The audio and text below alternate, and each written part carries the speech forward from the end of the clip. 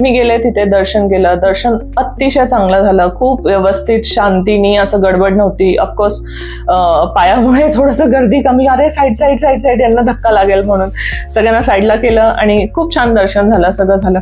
आणि नंतर मी खाली उतरले, थोडं वर चढून होतं दर्शन, व्यवस्थित झालं. खाली उतरले ते काका होते. तर म्हटलं अरे काका तुम्ही, झालं तुमचं दर्शन?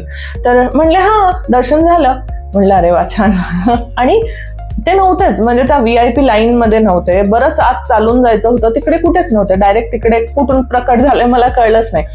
आणि एवढं एज, हळूहळू चालत होते ते, तरी मी एवढं लक्ष दिलं नाही. तर मग ते फक्त बोलले मला पाया पडून घे, तिकडे खूप सारे मंदिर आहेत पलीकडच्या बाजूला, असं इथून जा राऊंड मारून मंदिराच्या आणि तिकडच्या मंदिराचे दर्शन करून घे. म्हणलं बरं ठीक आहे.